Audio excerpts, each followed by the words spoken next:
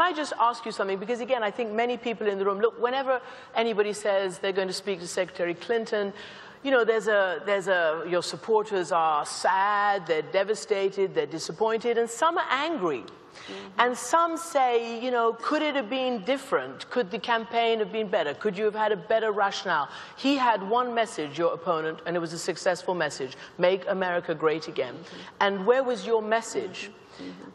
Do you take any personal responsibility? Oh, of course. I take absolute personal responsibility. I was the candidate. I was the person who was on the ballot. And I am very aware of, you know, the challenges, the problems, the, you know, shortfalls that we had. Again, I will write all this out for you. But I will say this. I've been in a lot of campaigns. And I'm very proud of the campaign we ran. And I'm very proud of the staff and the volunteers and the people who are out there day after day. And it wasn't a perfect campaign. There is no such thing.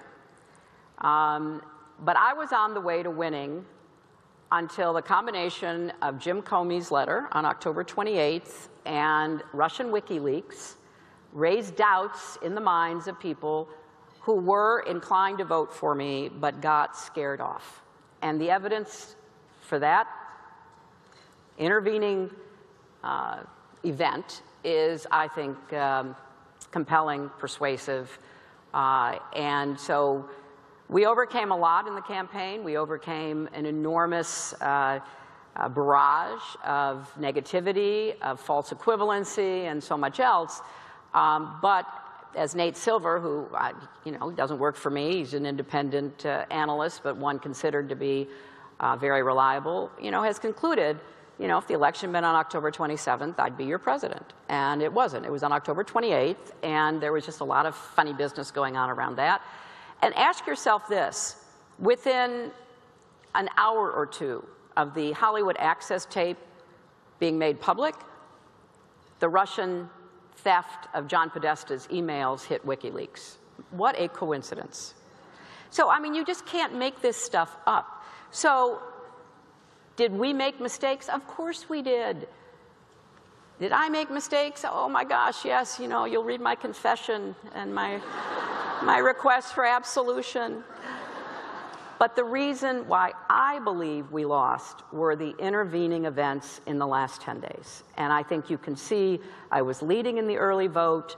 I had a very strong, and not just our polling and data analysis, but a very strong